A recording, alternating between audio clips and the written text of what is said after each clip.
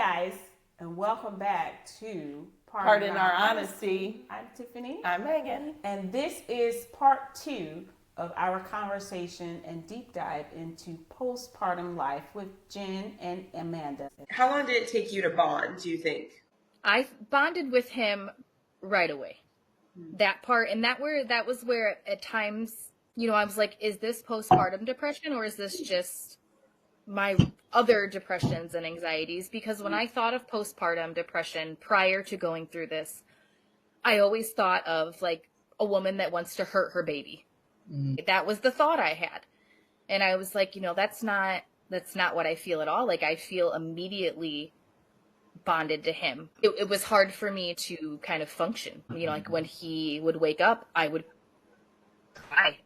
Just, you are no longer just you at any point for the rest of your life. And I think that was overpowering for me, especially because I felt like I couldn't do the things that he's needed. He's crying all the time. He never sleeps, but then when he does sleep, and then I cry, and then it was just, I felt the immediate bond, but I would say it was a lot of anxiety mixed in. Yeah. So I guess sitting here listening to you guys explain what you went through, It's different. I think I had postpartum depression. I just didn't, culturally, that's not something we say, because you're supposed to be, like you said, your mom was like, we didn't have that such thing. So of course my mom was like, girl, get over it. You can't be feeling like this, because if you feel like this, then the baby gonna feel like this. That's why it's crying all the time. But I was super depressed the day I found out I was pregnant. I was like, what in the hell have I done to myself? Girl, you have screwed your freaking life up. What the hell is wrong with you?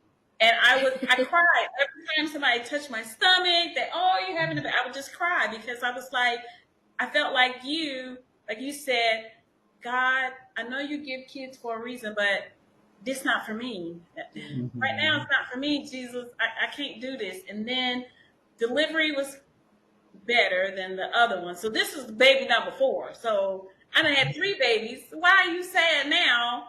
And going through this, and you done had 3 babies before, you know what labor and delivery is going to be like. You've already been, but I was just so depressed. But I think that's a good point to bring up, though, is I think people think that if you didn't have it with your first 1, 2, 3, 4, 5, then you're not going to have it with number 6. And I also think interesting listening to y'all is that everybody's is a little different, different on everybody. And so like, you can't blanket it for somebody. And I think if more women talked about their experience, like you just heard them talking about, you're like, wait a minute, if somebody would have been saying that to me, I could have had somebody to relate to. But I guess my question is too, is how did you get out of it? Did you go to medication? Did you go to counseling? Did you just grow out of it?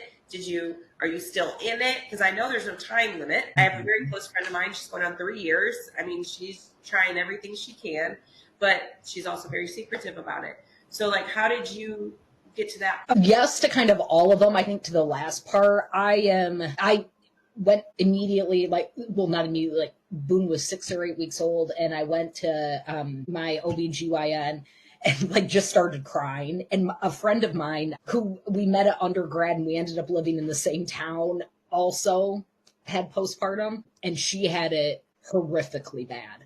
And so I think I compare, mine wasn't kind of nearly as bad as what to some women, but I was put on a low dose of Lexapro, which I continue to this day. No shame in my game. I mean, I had no serotonin in my body. And I work with a therapist. And once and Boone was like clockwork, literally 4 months hit.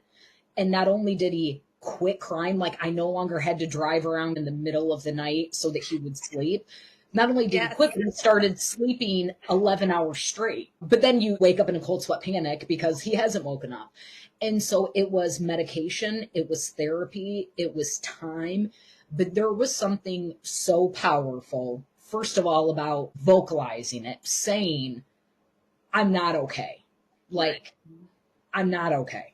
And then realizing that that didn't make me a bad mom, and that it didn't mean I didn't love my son. It just meant that when it comes to the luck of the draw, some women have really beautiful, magical labors and pregnancies and early on, and some women don't. And I'm still kind of coming to terms with that.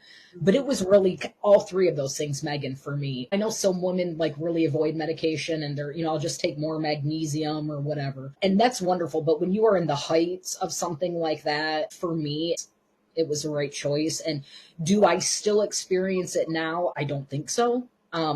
There's some days where I'm like, oh Lord Jesus, this child. That's parenting. Of course, yeah. I was thinking about that. I was like, I still feel a little guilty that I was sad when the baby was born, but Boo's like she's good. She's the good. coolest kid alive, right? Like he asked me the other day why he only has one penis, and I had to explain to him it's because you only get one. And then he randomly, because he heard a friend at school, hey mom, can I have a fucking popsicle? And I'm like, where did you hear that? So this child, he's a lot, but I feel insanely connected to him now. I think that through like medication and therapy and just I'm mindful kind of about what I eat and exercise. I feel like I probably have always had anxiety on some level. I just didn't know it. And I feel like now I'm really controlled, but yeah, to all three: medication, time, therapy, and just the power of vocalizing it.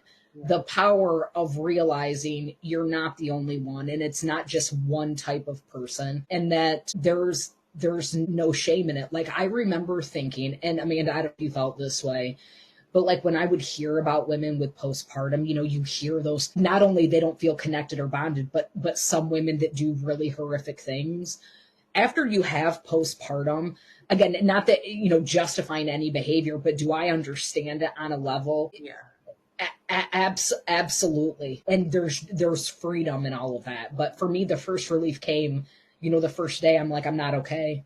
I'm not okay. Amanda, what about you? How did you work through it? I was already, in therapy at that time. So I continued with her, seeing her once a week, probably until Ben was about 9 months old, I'd say.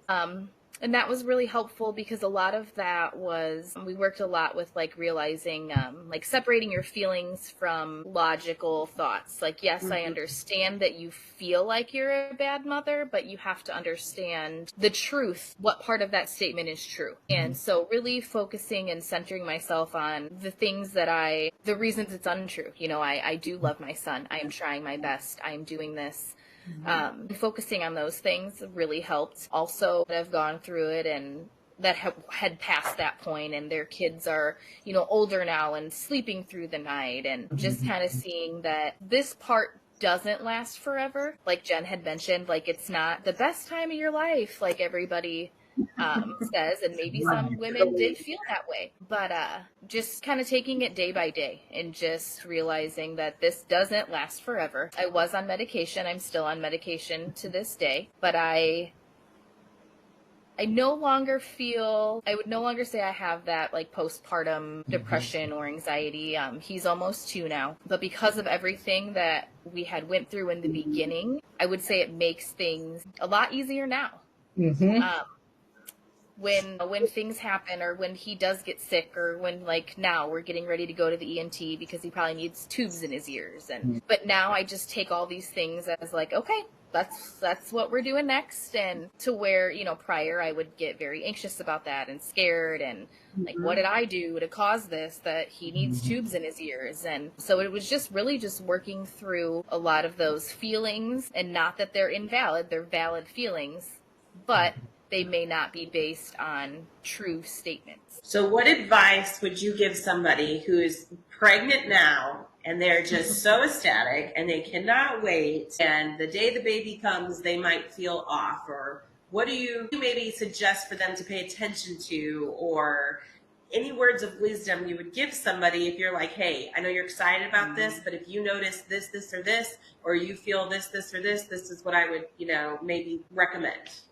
Jen, if you want to go first. Sure. First of all, I think we can give all the advice in the world, but until people recognize that we have a system that creates a hotbed for this to happen. You know, you have been coming off of major abdominal surgery that have to go back to work immediately. We have systems where we are not helping moms. I don't care income level, how many children somebody's had, racial identity. We do not have an economic system. We don't have a healthcare system. We don't have an employment system that actually supports women during pregnancy and or parenthood. And slapping a nursing room in an office building is not, it's wonderful.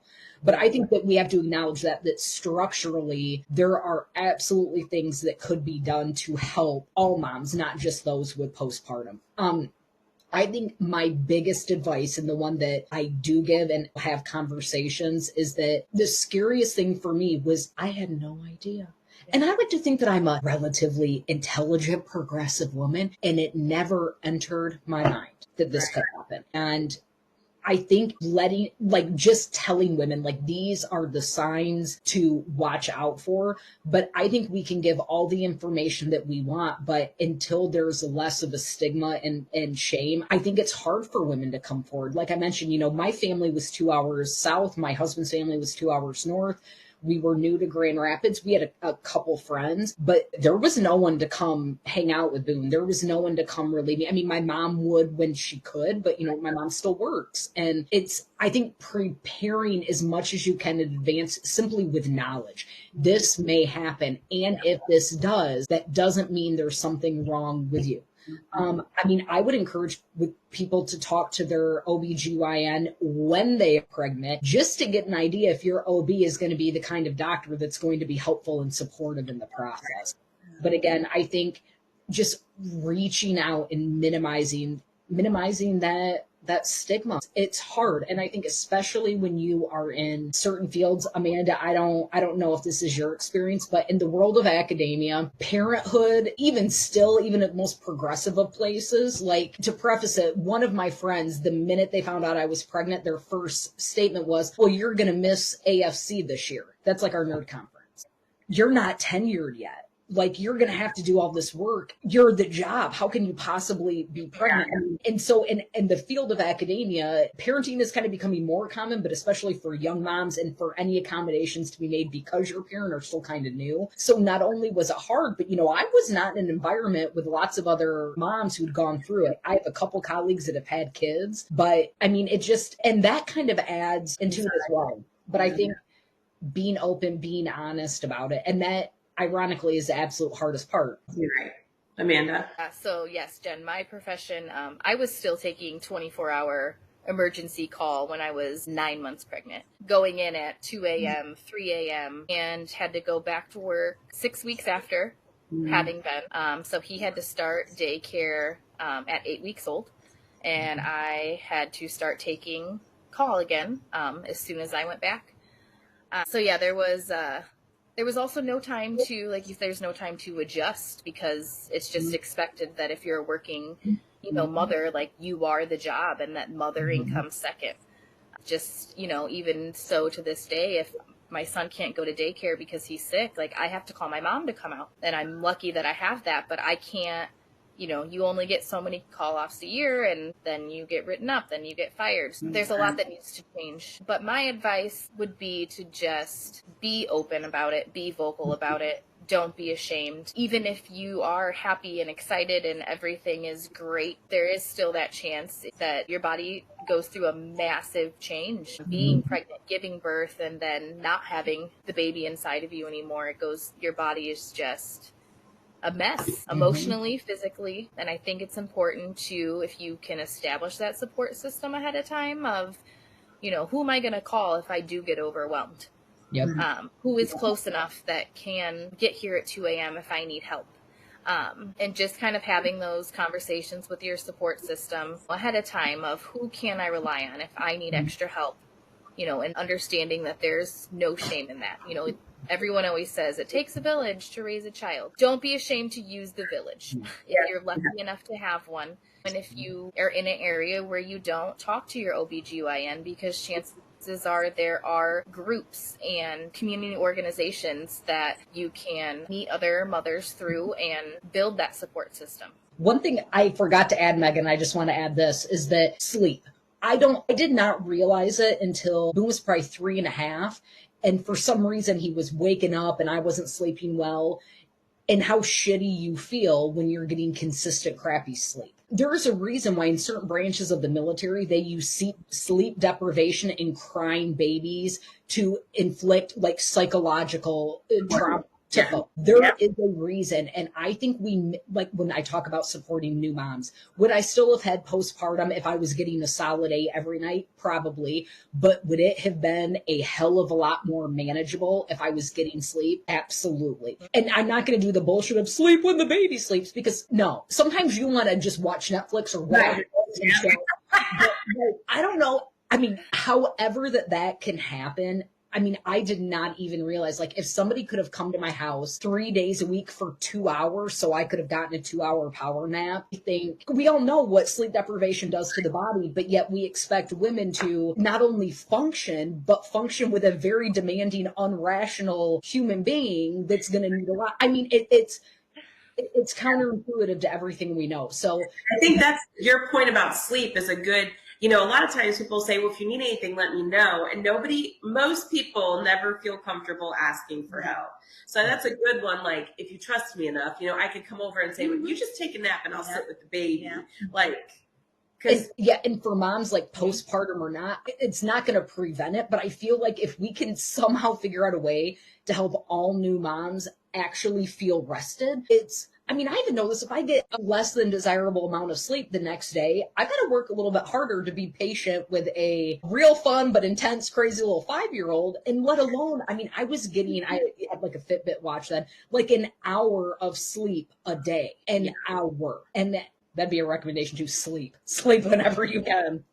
Yeah. And I think people love when they say sleep when the baby sleeps. Like, people said that to me until Matt. I was like, like you said, maybe that's not maybe I want an hour of silence in my brain and I don't necessarily want to sleep right then. Mm-hmm. So I think it's true. Like, if you just offered up, like, hey, I'm just going to come sit with the baby, you go, but I think too, first time moms also, all moms, I think, have a very protective nature. They get nervous too about people being around their kid, touching their kid. I'm still that way. My kid's 19 and I'm like, why are they looking at you like that? So I think you have to like break that down a little bit. Yeah. I do have a personal question and you do not have to answer if you don't want to.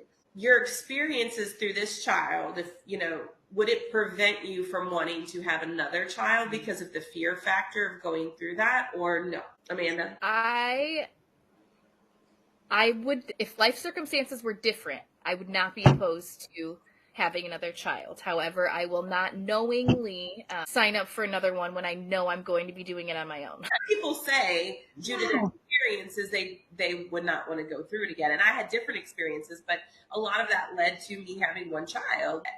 I love children, but it never created, me having 2 or 3 or 4. Yeah.